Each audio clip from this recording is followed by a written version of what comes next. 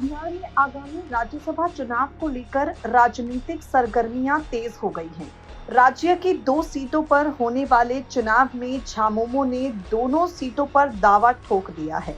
हालांकि राज्य में महागठबंधन की सरकार है, जिसमें कांग्रेस और आरजेडी भी शामिल है। बावजूद इसके जेएमएम दोनों सीटों पर अपने उम्मीदवार उतारने की तैयारी कर रही है।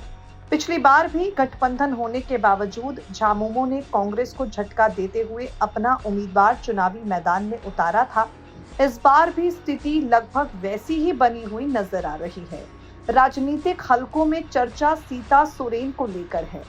राजनीतिक हलकों में जो खबरें दावे के साथ वायरल की जा रही हैं, जिन पर चर्चे हैं, उनके अनुसार झामुमो एक सीट पर पूर्व मंत्री स्वर्गीय दुर्गा सोरेन की पत्नी और वर्तमान में भाजपा नेत्री सीता सोरेन को प्रत्याशी बना सकती है।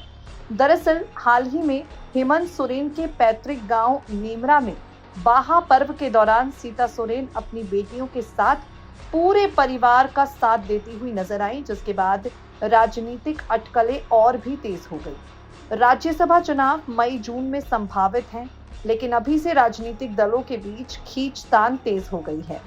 सीता सोरेन कई मुद्दों को लेकर भारतीय जनता पार्टी से नाराज हैं। यहाँ पर सीता सोरेन हालांकि कुछ समय पहले तक हेमंत सोरेन और कल्पना सोरेन पर निशाना साधती थी, झामुमो की नीतियों पर निशाना साधती थी, लेकिन अब सीता सोरेन का जो मत है वो भी पूरी तरह से बदल चुका है। अब सीता सोरेन कई मुद्दों को लेकर आक्रामक न रहते हुए शांत हो गई हैं और सीता सोरेन को राज्यसभा भेजने की पूरी तैयारी झामुमो के भीतर चल रही है। फिलहाल इस मामले पर ना तो सीता सोरेन की कोई प्रतिक्रिया सामने आई है, ना ही उनकी बेटियों की तरफ से कोई बयान दिया गया है, लेकिन जेएमएम की हालिया हुई बैठक में सीता सोरेन की घर वापसी कराकर सीता सोरेन को राज्यसभा भेजने पर विचार चल रहा है।